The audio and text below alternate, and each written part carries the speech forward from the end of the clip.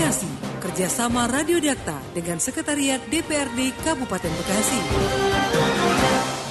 Pukul 14:08 rekan Dakta, Bupati Bekasi hingga kini masih belum melakukan pengisian jabatan di sejumlah organisasi perangkat daerah atau OPD, bahkan beberapa jabatan kepala OPD masih dijabat oleh pelaksana tugas atau PLT. DPRD Kabupaten Bekasi meminta untuk segera mengisi slot jabatan yang kosong sesuai mekanisme yang ada untuk kelancaran jalannya pemerintahan.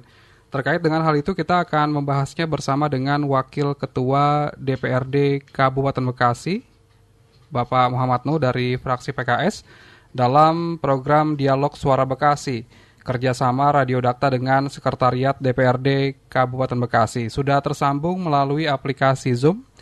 Pak Muhammad Nuh, kita sapa. Assalamualaikum, Pak Nuh. Waalaikumsalam warahmatullahi wabarakatuh. Kabar sehat ya, Pak Nuh ya? Sehat, alhamdulillah. Ini aktivitas juga masih lancar ya Pak, walaupun juga saat ini tengah dalam kondisi pandemi. Betul, iya betul, demikian. Baik. Pak Nuh ini kan juga sekaligus menjabat sebagai Ketua DPD PKS Kabupaten Bekasi dari Dapil 3. Dapil 3 ini hanya Tambun Selatan saja, tidak bersama dengan kecamatan lain karena memang penduduknya cukup banyak. Kalau dari pantauan Bapak sebagai anggota DPRD, ini juga sudah 2 kali menjabat ya Pak ya, untuk periode 2014 sampai 2019, kemudian juga periode tahun ini. Sudah 2 kali menjabat. Persoalan apa Pak yang ada di Dapil 3 Tambun Selatan menurut pantauan Bapak? Kalau sebagai saya sebagai DPD PKS Kabupaten Bekasi sudah periode yang kedua, bisa jadi menurut internal partai di PKS kira-kira bulan Januari mungkin juga kuat akan terjadi pemilihan. Biasanya kalau sudah 2 kali akan digeser kepada yang lain. Baik. Kalau untuk di Dapil 3 sendiri mungkin apa Pak yang memang menjadi persoalan selama Bapak sebagai anggota DPRD mungkin melihatnya seperti apa ini persoalan-persoalan di Dapil 3 yang memang penduduknya cukup banyak dan juga kompleks begitu Pak? Iya, di Dapil 3 Tambun Selatan bisa dibilang daerah yang cukup padat, oleh karena itu membutuhkan kenyamanan infrastruktur layanan di masyarakat. Di beberapa tempat jembatan-jembatan sudah sangat tidak layak, bahkan beberapa titik ada terjadi korban, bahkan sampai korban jiwa karena terjadi jembatan yang patah sehingga ada 1 orang pedagang yang sambil membawa barang dagangannya masuk ke dalam dan tertimpa dorongan tersebut sehingga setelah di perjalanan dia wafat. Ini juga sebaiknya dengan segera direspon dengan baik oleh PUPR gitu ya, yang tentu saja yang akan mengurus jalan dan jembatan. Kemudian Tambun Selatan sebenarnya secara infrastruktur belum terlalu nyaman. Kenapa? Jalan-jalannya kecil, sementara penduduknya banyak. Ya, sehingga terjadi kalau dulu di Tambun Selatan ada yang namanya bottleneck, yaitu dekat stasiun kereta Tambun Selatan. Tapi sekarang kan bottleneck tidak ada, tapi secara umum bahwa jalan-jalan di dalam termasuk kurang layak, kecil, hanya bisa berpapasan 1 mobil dengan 1 mobil. Ini juga berpengaruh saya pikir dengan tingkat kesetresan masyarakat di Tambun Selatan. Hal yang lain mungkin menurut saya sebaiknya di Tambun Selatan ini dibangun beberapa titik, yakni sarana wisata yang levelnya level desa atau level kecamatan, supaya terjadi masyarakat Tambun Selatan nyaman betah tinggal di Tambun Selatan. Karena saya lihat sebagian besar masyarakat Tambun Selatan kalau punya uang itu saja, kalau ingin jalan-jalan, ingin refreshing, keluar Tambun Selatan, misalnya ke Ancol, ke Ragunan, kemudian ke Bandung, wisata kuliner. Padahal diharapkan kalau saja dibuat wisata yang bersifat lokal, entah itu optimalisasi sarana olahraga level-level desa, diharapkan terjadi interaksi atau interaksi masyarakat yang cukup di dalam, sehingga terjadi kenyamanan hidup di masyarakat Tambun Selatan dan terjadi proses jual beli berbisnis, maka akan tumbuh masyarakat Tambun Selatan yang cukup nyaman dengan fasilitas yang ada di Tambun Selatan. Demikian. Baik. Sejauh ini bagaimana Pak aspirasi dari masyarakat berkaitan dengan tadi yang Bapak katakan bahwa memang infrastruktur masih belum nyaman, kemudian juga harus ada inovasi yang dilakukan oleh OPD dalam proses pembuatan destinasi wisata dan juga sebagainya. Mungkin sudah disampaikan ke OPD terkait sebagai anggota DPRD? Iya, tentu saja sudah. Walaupun untuk yang sekarang ini mestinya ada minimal sekitar 80 titik di Tambun Selatan di 2020 ini dibangun wisata-wisata lokal level kecil. Ya, ini dengan mengoptimalkan fasum dibuat menjadi sarana olahraga plus juga sarana destinasi wisata lokal berupa jogging track, kemudian olahraga kecil, ya tempat wisata lokal masyarakat setempat untuk ibu-ibu menyuapi anaknya, untuk bapak silaturahim dengan sesama sambil berolahraga. Mestinya paling tidak 80 titik itu terbangun di 2020 ini, ya supaya kalau terbangun juga kuat, masyarakat akan lebih betah. Kalau ingin ingin refreshing, cukup di lingkungan yang ada, tidak perlu keluar dari Tambun Selatan. Juga yang kemarin sempat ramai adalah ingin mengoptimalkan situ Ciberem. Betul. Salah satu fasilitas yang ada dan mudah-mudahan bisa dioptimalkan oleh dinas pariwisata yang ada sehingga menjadi wisata air. Ya, sebenarnya hal yang lain juga bisa. Tentu saja kayak di Kalimalang itu kan bisa digunakan untuk wisata sampan atau perahu atau sambil berlatih remaja bagaimana rescue untuk penyelamatan korban dari kebanjiran dan sebagainya. Saya pikir harus ada langkah-langkah kreatif. Baik. Pak Anu, ini berkaitan dengan tugas dari kelembagaan DPRD Kota Bekasi. Agenda DPRD terakhir apa, Pak? Yang dilakukan? Ya, tentu saja sebentar lagi kita akan membahas yang namanya APBD murni ya. APBD murni nanti juga sebentar lagi kalau diikuti dari Musrenbang desa, kemudian Musrenbang kecamatan, nanti juga akan mengalir menjadi satu rangkaian program-program di APBD Provinsi Kabupaten Bekasi. Baik. Ini APBD murni juga sudah mulai berjalan. Kalau APBD perubahan Kabupaten Bekasi sudah disahkan, Pak Nuh? APBD perubahan belum lama menunggu respon atau evaluasi dari Jawa Barat. Baik. Ya, setelah itu baru nanti akan diresmikan. Baik, artinya sudah menyusun ya DPRD Kota Bekasi terkait dengan APBD Kabupaten Bekasi perubahan. Nah, ini mungkin targetnya di APBD perubahan ini ya karena kemarin banyak terambil anggarannya untuk penanganan COVID, ya akhirnya bagaimana di APBD perubahan ini pembangunan menjadi lebih bukan terasa, harus ada yang dirasakan oleh masyarakat dari hal-hal yang tadi saya sebutkan. Contoh kayak jembatan, contoh sebagian titik untuk destinasi wisata lokal. Betul. Baik, ini jadi memang untuk prioritas di APBD perubahan ini masih berkaitan dengan infrastruktur ya Pak No ya? Infrastruktur, tapi memang mengedepankan dua cara ya karena waktunya mepet ya, PL dan e-katalog. Iya.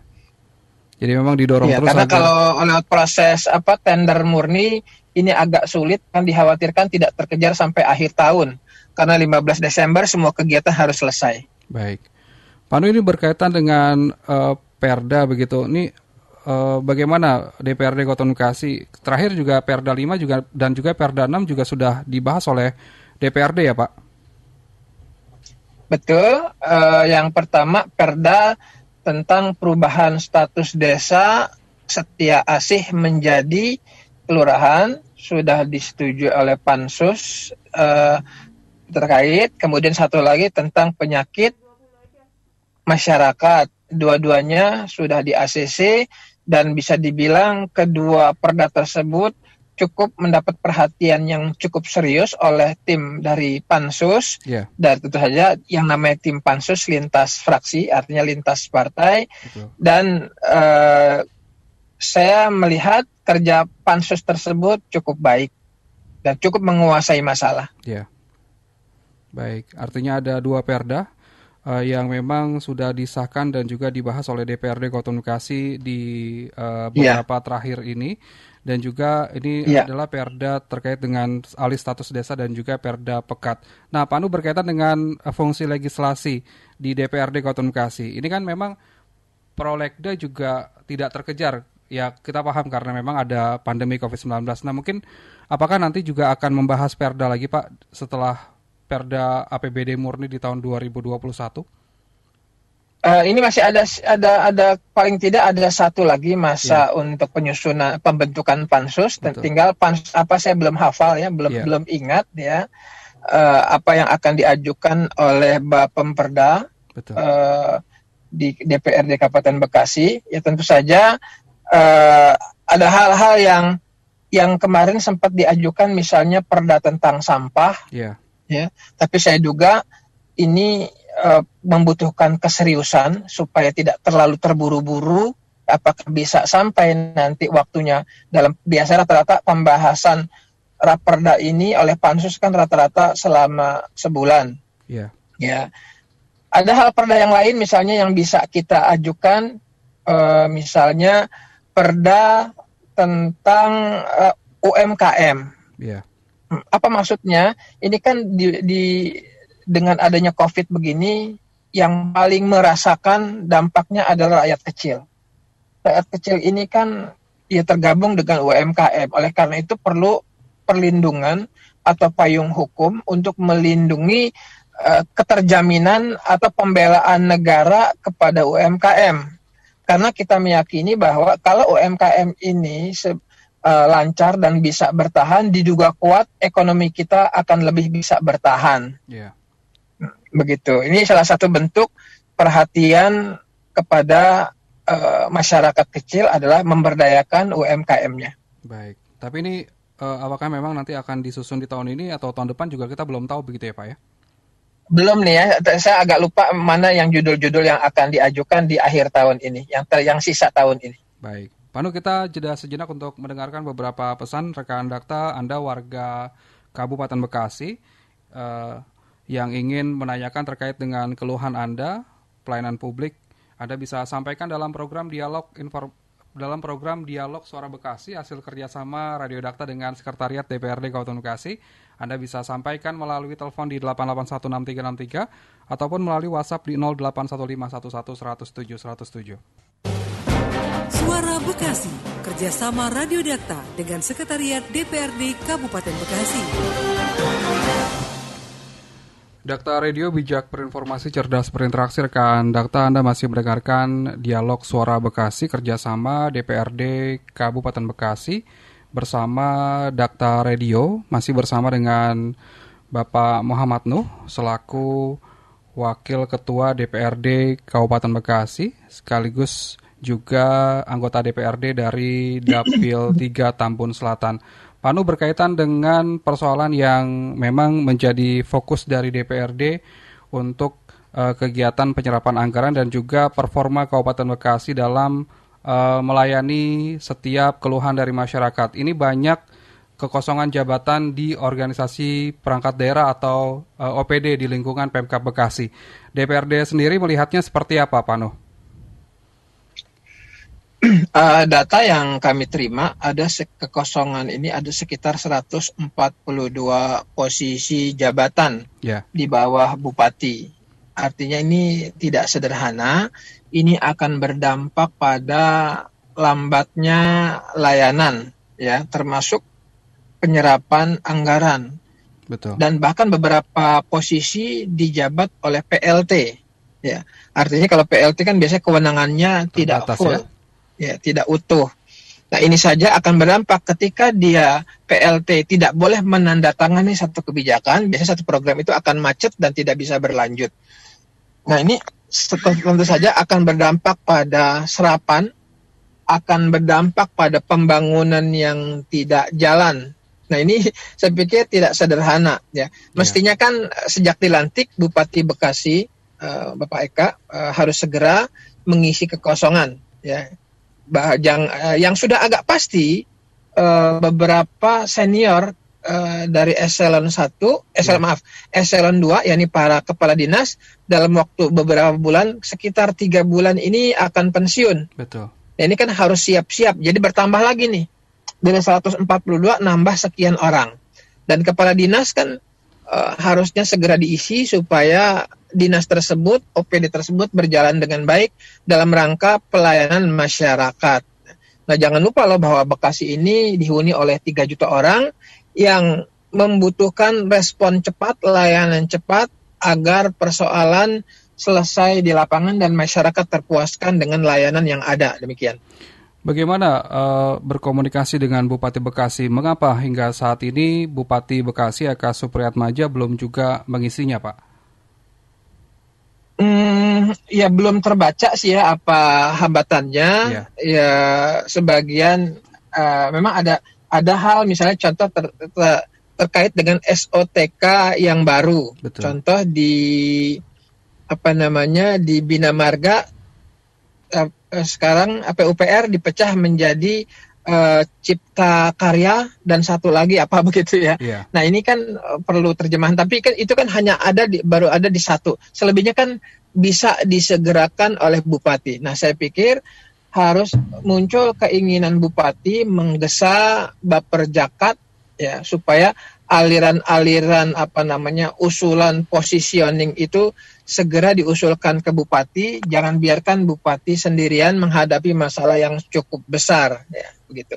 Dan saya pikir atau sebaliknya bupati harus tegas meminta kepada Baperjakat untuk segera mengajukan calon-calon nama-nama yang layak untuk diusulkan pada posisi tertentu dengan cara-cara yang tentu saja sesuai dengan aturan dan mekanismenya.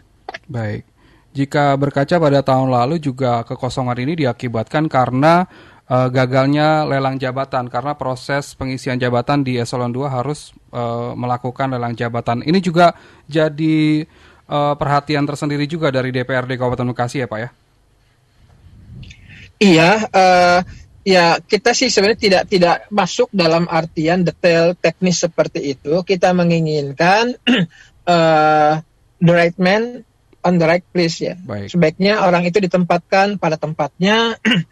Tidak ada maksud-maksud tersembunyi untuk mengisi orang tertentu sehingga menyulitkan mengambil langkah. Saya melihat dari pengisian jabatan yang lama, ya saya yakin Pak Eka belum melakukan ini dengan dengan caranya, belum kelihatan apa yang diinginkan oleh Bapak Bupati untuk mengisi OPD ke depan. Yeah. Yang lama saya perhatikan banyak posisi diisi oleh orang yang tidak mengerti masalah. Betul. Dampaknya banyak OPD yang tidak menjalankan roda organisasinya dengan baik, program-programnya dengan baik. Ya. Dampaknya juga sehingga banyak yang tidak terserap karena salah menyusun judul-judul dari APBD, program-program APBD, kegiatan APBD yang ada. Ini juga saya pikir akan berpengaruh ini. Baik. Nah, usulan saya sebaiknya bupati harus tegas kalau ingin memperbaiki citranya, kan inginnya bupati ke depan ini 2 kali tambah baik. Iya.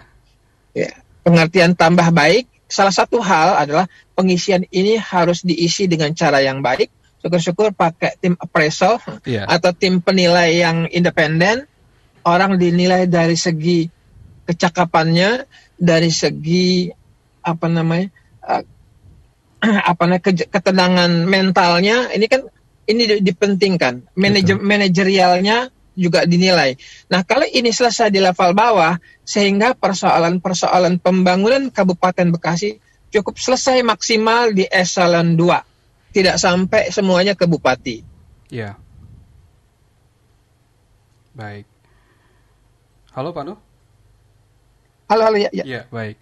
Rekan Dakta, Anda masih kami undang untuk memberikan pertanyaan. Ini masih ada Pak Nuh selaku Wakil Ketua DPRD Kabupaten Bekasi yang nantinya akan menjawab berbagai keluhan terkait dengan pelayanan publik yang ada di lingkungan Pemkab Bekasi. Anda bisa sampaikan di 8816363 ataupun di 081511100107. Nah, Pak Nuh berkaitan dengan kinerja dari OPD yang kosong. Ini kan juga dampaknya adalah kinerja begitu. Bisa tidak dikatakan penyerapan anggaran yang minim ini juga mengakibatkan karena adanya jabatan yang kosong di lingkungan OPD di Kabupaten Bekasi? Iya, tentu saja akan berdampak ya. Dengan kekosongan tersebut, roda organisasi tidak berjalan karena biasanya masing-masing jabatan berwenang pada lingkup kerja tertentu. Ya, misalnya Kabid tidak mungkin dia bisa menandatangani satu hal yang strategis kecuali ada pada kepala dinas. Yeah. Sementara misalnya kepala dinasnya diisi oleh PLT dan biasanya kan PLT juga punya kewenangan yang terbatas ya.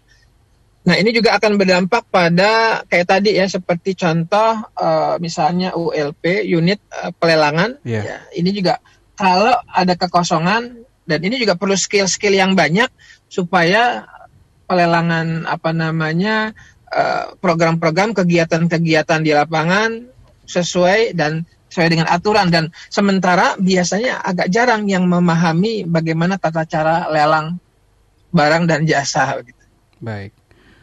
Berkaitan dengan yang Bapak tadi harapkan right place in the right man begitu ya. Ini kan juga ada isu-isu yang berkaitan dengan jumlah yang harus dibayar dalam pengisian jabatan.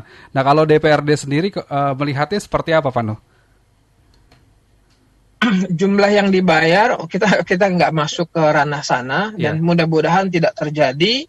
Ya, kalau kita sudah memulai dengan langkah seperti itu, nanti bebannya akan berat. Biasanya kepala dinas tidak mau lagi tunduk dengan keinginan, tapi saya harapkan misalnya Pak Bupati menawarkan dengan berdasarkan visi misi yang ada, ditawarkan kepada sekian orang yang layak eselonnya, layak golongannya untuk siapa yang mau mengisi dan cocok untuk mengisi jabatan apa. Kalau perlu dipanggil semacam tim penyelia, tim yang bisa menilai, misalnya lembaga psikologi Unisma atau lembaga tertentu yang bisa menilai keterampilan dan skill seseorang.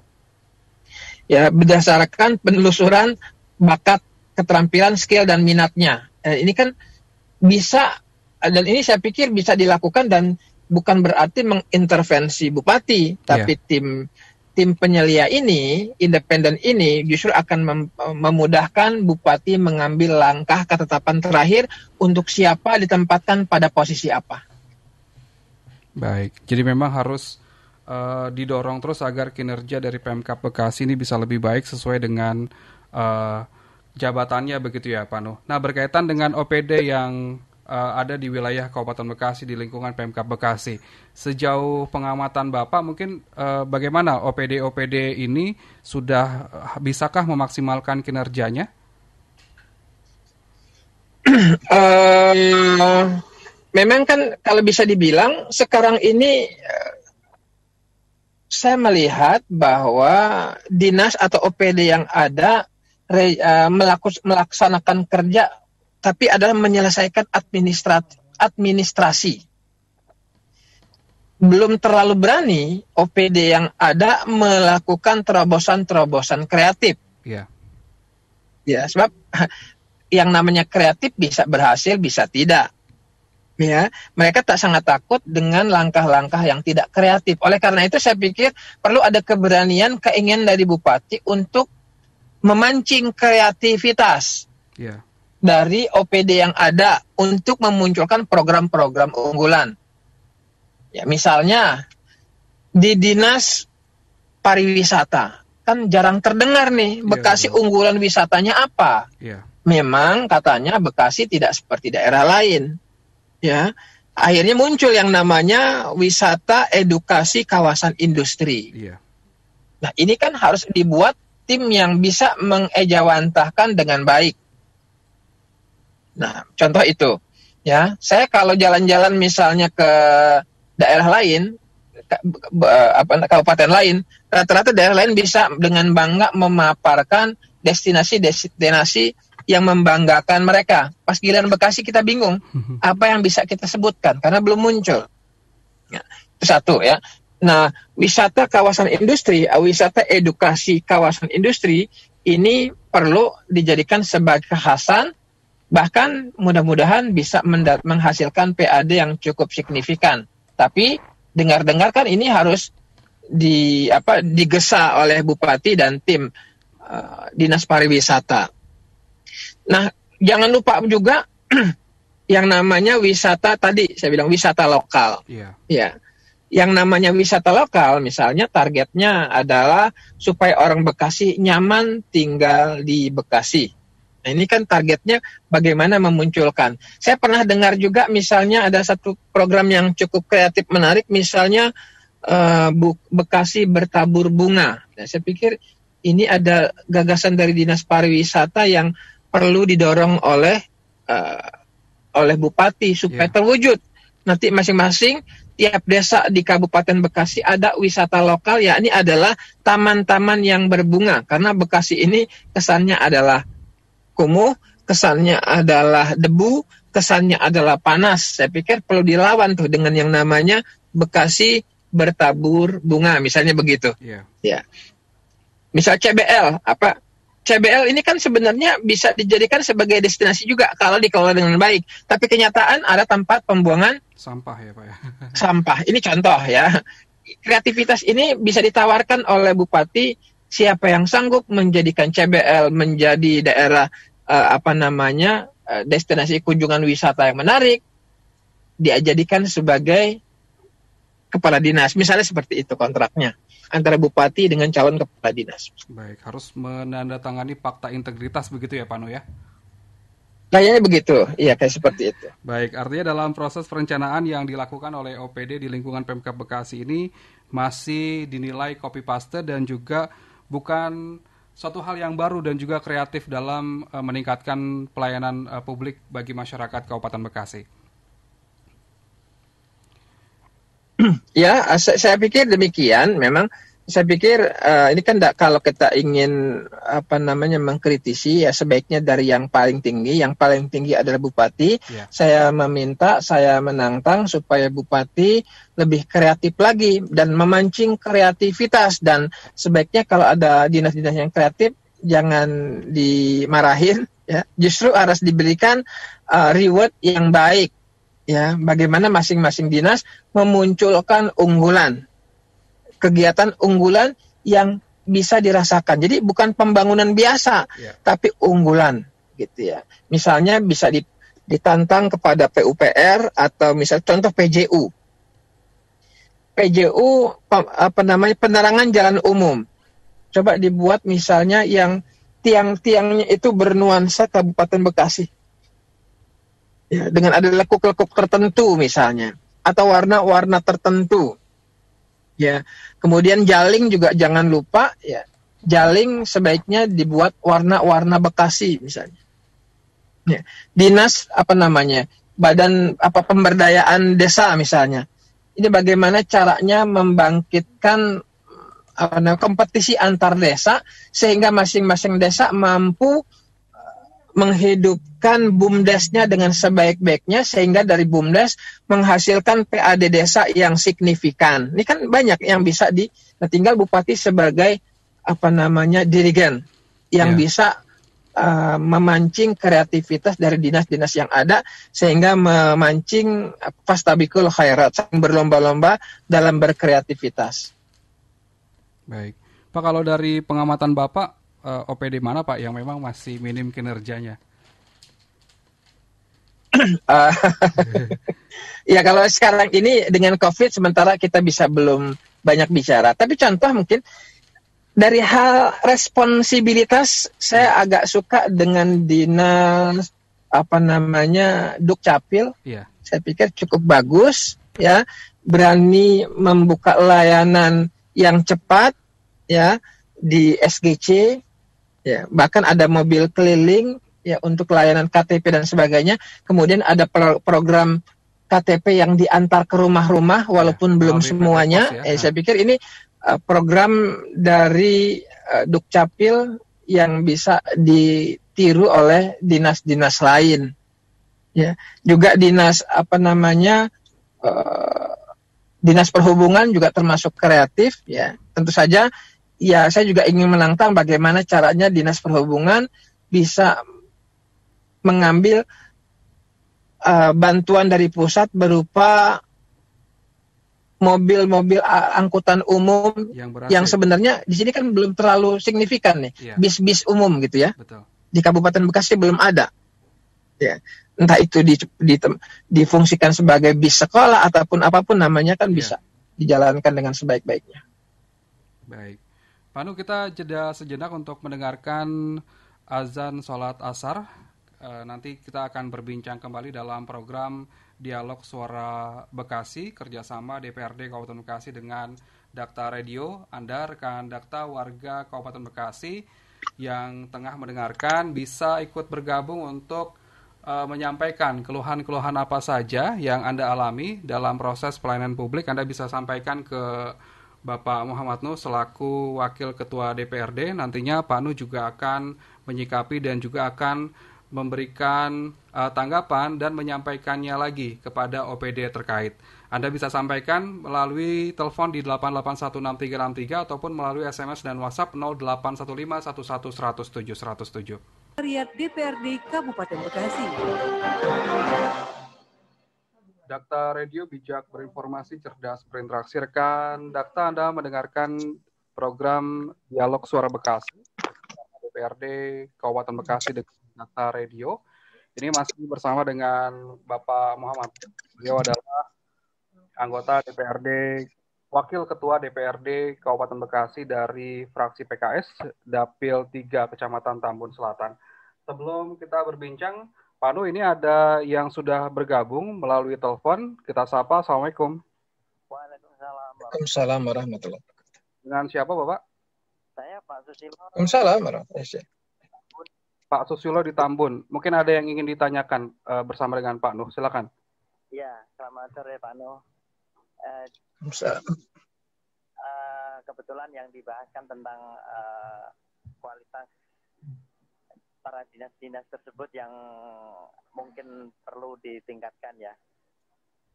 Nah, jadi kalau saya lihat itu di Bekasi ini, saya kan pendatang, tapi saya udah pindah KTP di Bekasi, jadi warga Bekasi. Jadi saya pendatang dari Surabaya. Selama saya pindah dari Surabaya ke Tambun, saya mengamati kayak kinerja para tim dinas-dinas seperti Dukcapil, kemudian Samsat, terus kemudian juga ada pekerjaan umum itu dinas ini ya, Bina Marga ya, yang untuk jalanan itu. Iya, PUPR Bina Marga, ya betul. Nah, itu kalau saya melihatnya, kalau di Bekasi ini terutama itu yang sangat kurang menurut saya kurang bisa dilihat itu Bina Marga itu sepertinya nggak peduli lagi dengan jalan fasilitas umum. Seperti contohnya saya kan ke Bekasi itu dari ya sampai sekarang itu yang namanya di daerah Keranji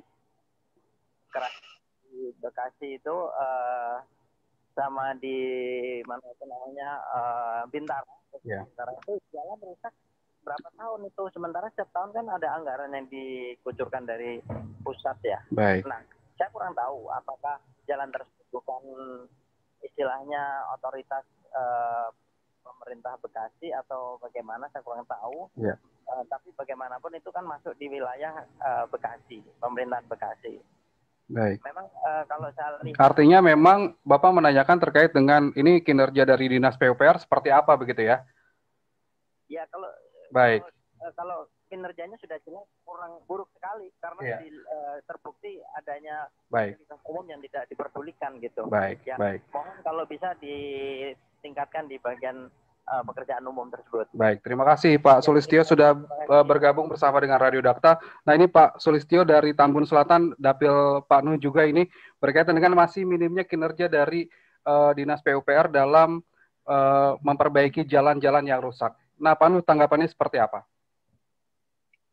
Iya, saya sudah mengusulkan, saya juga termasuk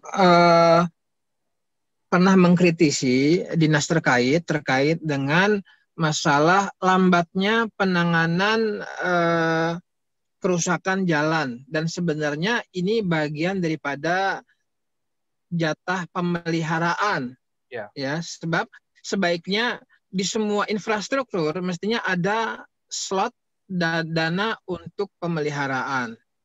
Ya, slotnya berapa nanti diwujudkan sekian persen dari keseluruhan APBD,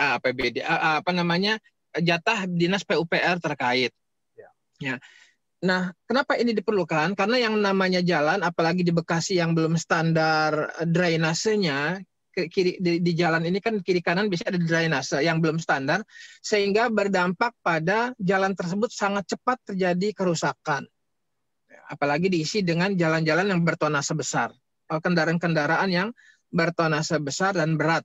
Ya, oleh karena itu, langkah pertama yang harus segera juga adalah bikin drainase supaya air hujan itu tidak lama tergenang di bahu jalan, tapi bergeser langsung di drainase. Itu mungkin langkah yang harus dibuat cepat gitu ya. Langkah selanjutnya adalah sebaiknya dibuat mekanisme pemeliharaan jalan yang tentu saja harus tanpa tender sebaiknya pemeliharaan jalan tersebut. Ya, ketika ada ketika ada jalan yang rusak, kemudian ada sistem deteksi dini, mungkin begitu kali bahasa kerennya, atau sistem untuk early warning, ya. Bagaimana ketika ada satu jalan, RW setempat atau warga setempat ketika melaporkan kepada nomor hotline service, nah sebaiknya ada langsung dari aparat dinas langsung turun merapihkan. Sebab yang saya perhatikan ketika jalan tersebut lambat, jadi mahalnya satu jalan, pemeliharaan jalan disebabkan karena lambatnya penanganan perbaikan jalan. Ya, semula jalan yang bisa diperbaiki dengan angka 1 juta 2 juta, tapi setelah gara-gara tidak diperbaiki selama 6 bulan menjadi 50 juta, menjadi 100 juta. Belum lagi korban-korban yang terjadi. Apa itu korban? Di antaranya ban yang rusak, kemudian shock breaker kendaraan yang rusak, jebol, dan sebagainya dan sebagainya. Ya, sepakat dengan Pak tadi Sulistyo ya. Ya. Nah, sebagai catatan untuk di Tambun Selatan dianggap infrastrukturnya sudah cukup sebenarnya katanya. Sehingga yang dibutuhkan di Tambun Selatan adalah justru jaling. Betul. Jaling diperbanyak. Ya, jalan-jalan lingkungan diperbanyak ya. Dan peluang ini ada bahwa Bupati sudah menyiapkan anggaran masing-masing desa 1 miliar. Tentu saja bukan berarti gelondongan 1 miliar itu turun, tapi masing-masing desa mengajukan ya 1 miliar itu akan dihabiskan buat apa. Nah, ini lain terpisah daripada dana desa. Jadi saya pikir cukup besar nih, masing-masing desa di Kabupaten Bekasi bisa mendapat angka minimal bisa 3 miliar ya. Total ya, dari pusat, dari provinsi, dan dari Kabupaten Bekasi, bahkan bisa sampai 5 miliar. Artinya ini lagi ada mestinya ada kecepatan bertindak untuk menyelesaikan jalan-jalan lingkungan, khususnya untuk Tambun Selatan. Yang tadi yang dipertanyakan oleh Pak Sulistyo, memang anggaran untuk perbaikan, renovasi, perbaikan jalan yang memang dengan cepat, jalan itu kan cepat rusak ya. Oleh karena itu sebaiknya ada anggaran untuk perbaikan atau perapihan jalan. Baik. Pak Nuh, waktu kita sudah habis. Terima kasih sudah berbincang dalam program Dialog Suara Bekasi, kerjasama Dakta Radio dengan Sekretariat DPRD. Ini semoga dengan terus didorong oleh DPRD, kinerja dari Pemkab Bekasi tambah baik ya Pak ya, dari segi pelayanan masyarakat maupun juga segi kinerjanya dalam proses pelayanan kepada masyarakat. Terima kasih sekali lagi Pak Nus, selamat menjalankan aktivitas kembali. Terima kasih banyak Bang Hardi dan juga rekan-rekan Dakta pemirsa sekalian. Baik, wassalamualaikum warahmatullahi wabarakatuh. Waalaikumsalam warahmatullahi wabarakatuh.